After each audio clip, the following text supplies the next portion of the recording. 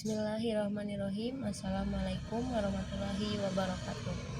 Perkenalkan, nama saya Masih Lutfia dengan NIM 124203052. Di sini saya akan membuat video untuk memenuhi tugas mata kuliah ujian tengah semester mata kuliah Ilmu Aswad. Yang pertama yaitu tentang pengertian ilmu aswad, cabang kedudukan, dan pentingnya dalam studi bahasa. Ilmu aswad adalah ilmu bahasa yang mempelajari tentang bunyi-bunyi ujaran manusia baik dari segi fisik, fisiologis, dan linguistiknya.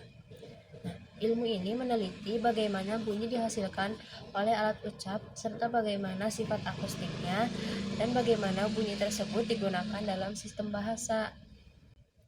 Cabang-cabang ilmu aswad itu ada dua, yaitu cabang fonetik dan cabang fonemik.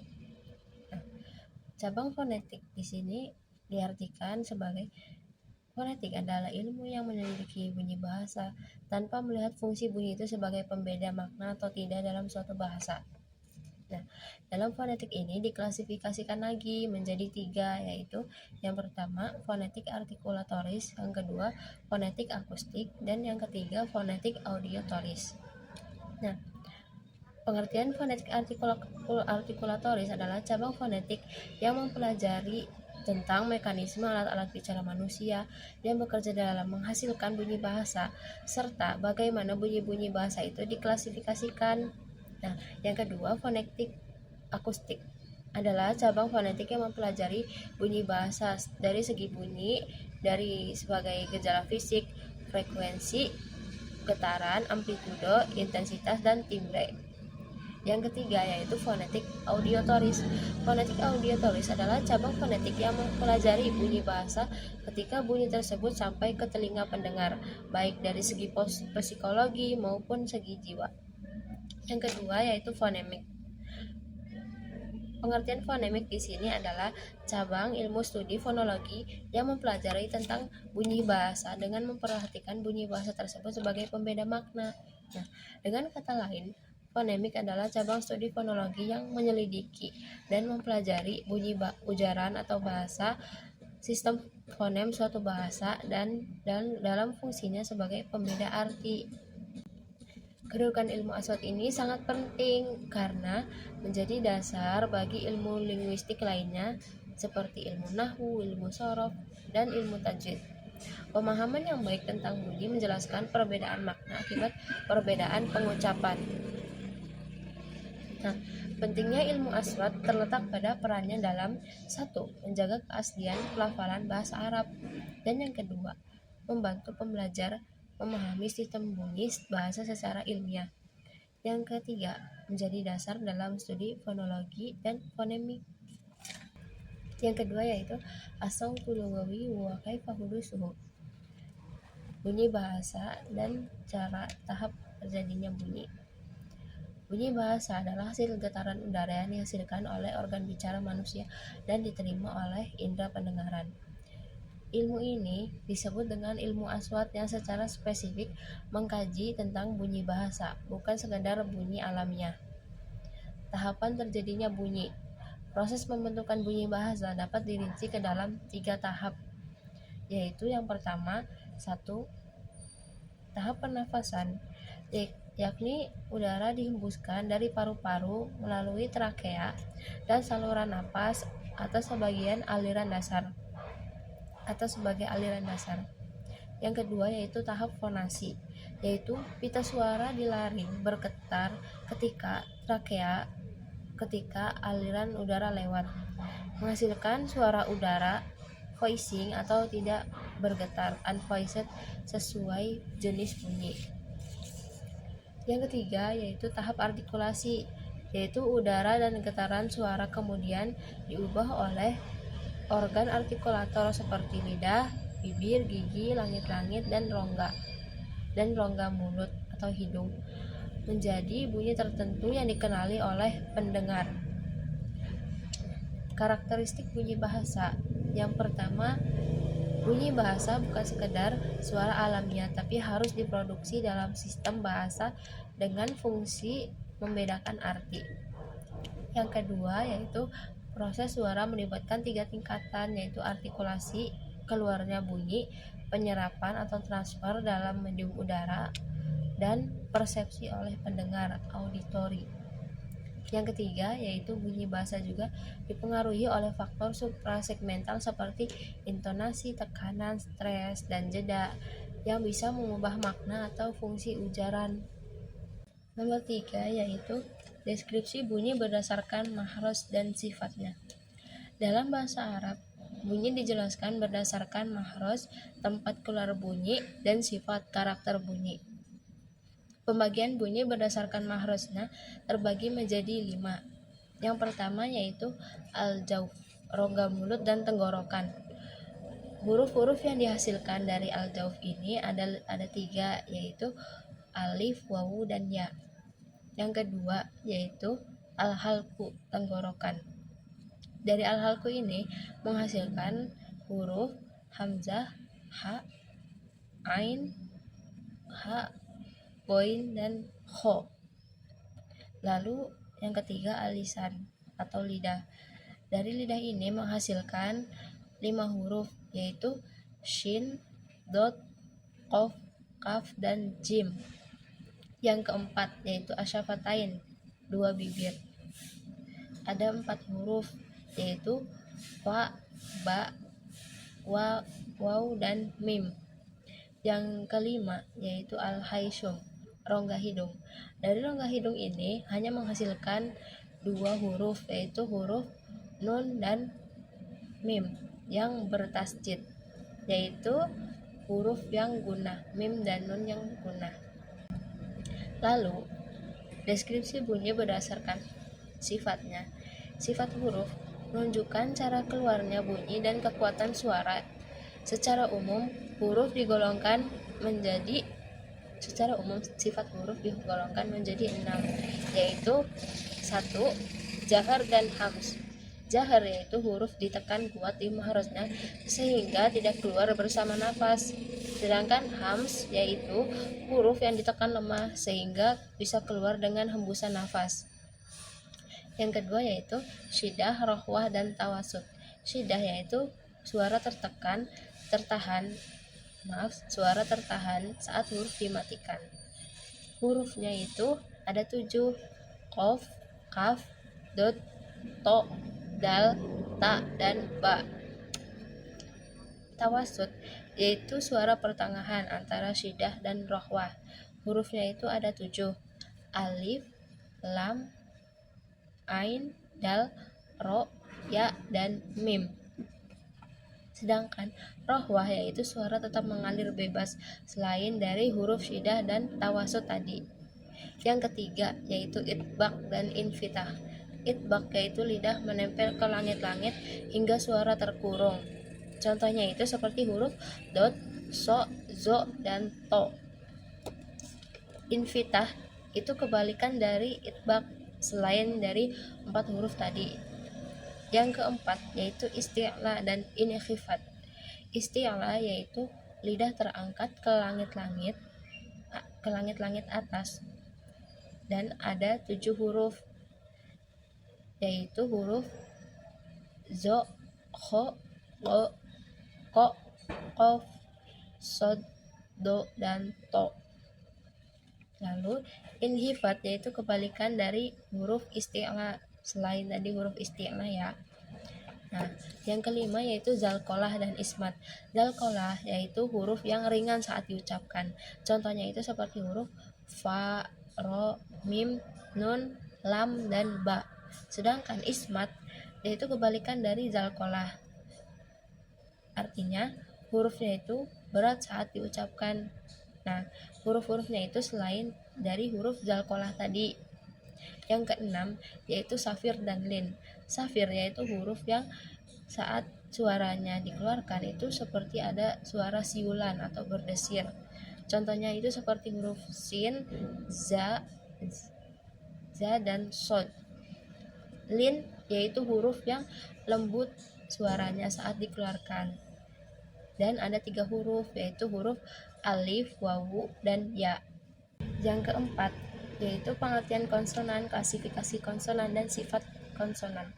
Konsonan adalah bunyi yang dihasilkan dengan adanya hambatan atau penutupan pada sebagian aliran udara pada alat ucap. Konsonan merupakan komponen utama dalam pembentukan bunyi suatu bahasa. Nah, dalam bahasa Arab sendiri, semua huruf hijaiyah itu adalah huruf konsonan kecuali huruf alif, wawu, dan ya. Karena 3 huruf tadi itu adalah huruf vokal. Nah, huruf konsonan dalam bahasa Arab itu jumlahnya ada 28. Nah, sekarang klasifikasi konsonan dalam ilmu aswat didasarkan pada 5 kriteria utama, yaitu yang pertama berdasarkan mahraj atau tempat keluarnya suara. Yang kedua berdasarkan organ bicara aktif. Yang ketiga berdasarkan cara artikulasi. Yang keempat berdasarkan posisi pita suara. Dan yang kelima berdasarkan sumber arus udara. Konsonan diklasifikasikan berdasarkan bagaimana udara dibatasi saat menghasilkan bunyi tersebut. Yang pertama, berdasarkan mahrajna atau titik artikulasinya, merupakan tempat di saliran udara, tempat terjadinya penyempitan atau hambatan aliran udara. Contohnya seperti tenggorokan, mulut, dan rongga hidung. Yang kedua yaitu organ bicara aktif, merupakan bagian organ bicara yang bergerak untuk menghambat atau mengalihkan udara. Contohnya seperti bibir, lidah, dan anak tekak. Yang ketiga yaitu cara artikulasi, merupakan cara organ bicara berinteraksi untuk menghasilkan bunyi. Dapat dibagi menjadi 2 cara, yaitu cara yang pertama, cara pengucapan tebal dan tipis yang mengacu pada posisi lidah. Yang kedua, cara pengucapan lain berdasarkan bagaimana aliran udara tersebut dihalangi seperti hentakan plosif, gesekan frikatif, atau dengung nasal.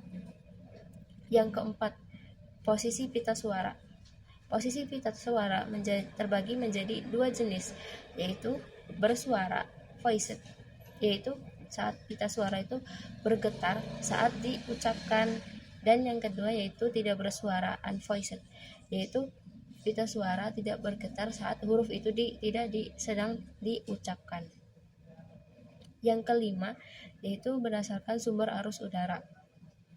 Artinya, sumber arus udara ini menentukan sumber udara yang digunakan saat berbicara, seperti udara dari paru-paru, agresif, yang merupakan arus udara umum yang digunakan dalam banyak bahasa, termasuk di bahasa Indonesia.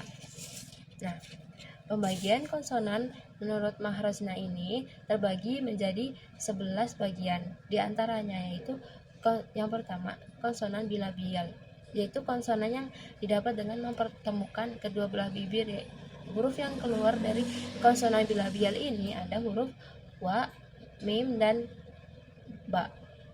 Yang kedua yaitu konsonan labiodental, yaitu konsonan yang dihasilkan dengan mempertemukan gigi atas sebagai titik artikulasi dan bibir bawah sebagai artikulator, dan hurufnya itu cuma ada 1, huruf fa.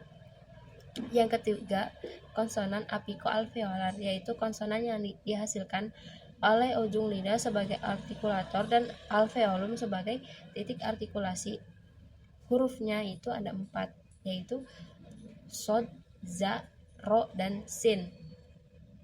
Yang keempat, konsonan laminoalveolar, yaitu bunyi yang didapat dari sentuhan ujung lidah dan pangkal gigi atas di depan gusi. Hurufnya itu ada nun, dot, dal, to, ta, dan la. Yang kelima yaitu konsonan dorsofilar, yaitu bunyi yang didapat dari menempelkan belakang lidah pada langit-langit lunak. Hurufnya itu ada ghain, kaf, dan kho. Yang keenam yaitu konsonan interdental, yaitu bunyi yang didapat dari meletakkan ujung lidah di antara gigi atas dan gigi bawah tanpa menutupi arus udara secara sempurna. Hurufnya ada 3, za, sa, dan zo.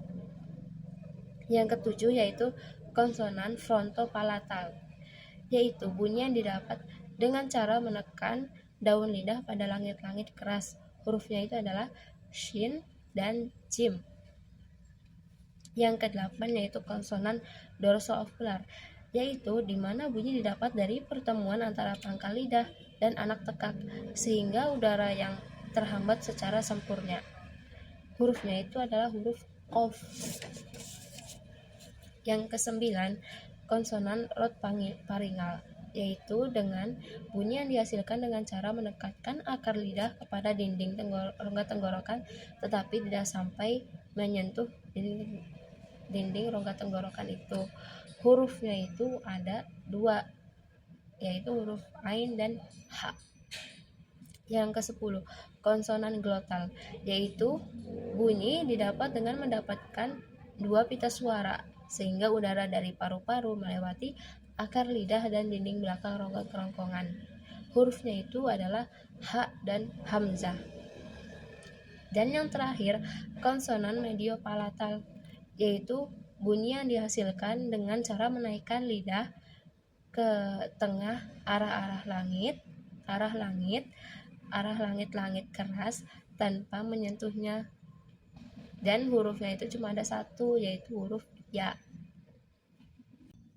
Lalu pembagian konsonan berdasarkan sifatnya itu ada 4, yaitu 1. Konsonan bersuara atau majhur, yang kedua konsonan tidak bersuara atau mahmus, yang ketiga konsonan kuat syadid, dan yang terakhir konsonan lemah rohwi. Lalu pembagian konsonan berdasarkan cara keluarnya udara itu ada 5. Yang pertama konsonan hambat atau plosif, yang kedua yaitu konsonan frikatif, yang ketiga konsonan nasal, yang keempat konsonan lateral, dan yang terakhir konsonan getar. Lalu sifat artikulasi huruf konsonan itu ada 6. Langsung saja, yang pertama plosif hentian, yaitu di mana aliran udara dihentikan sepenuhnya lalu dilepaskan. Hurufnya ada 3, dal, ta, dan ba. Yang kedua yaitu frikatif, yaitu aliran udara disempitkan sebagian sehingga menimbulkan gesekan. Nah, hurufnya itu ada 2, fa dan shin. Yang ketiga yaitu afrikat, yaitu gabungan antara plosif dan frikatif. Hurufnya cuma ada 1, yaitu huruf jim. Yang keempat yaitu nasal, di mana aliran udara keluar melalui rongga hidung. Hurufnya itu ada 2, mim dan nun. Yang kelima yaitu liquid, yaitu aliran udara yang mengalir dengan lembut. Contohnya adalah huruf lam dan ro. Dan yang terakhir emfatik, yaitu konsonan yang mengalami faringalisasi sehingga terdengar seperti berat dan tebal. Contohnya huruf dot dan so. Sekian yang dapat saya sampaikan. Terima kasih atas perhatiannya. Mohon maaf bila ada salah kata atau salah ucap, karena kesempurnaan hanyalah milik Allah semata. Dan semoga saya mendapatkan hasil yang terbaik. Akhirul kalam, wassalamualaikum warahmatullahi wabarakatuh.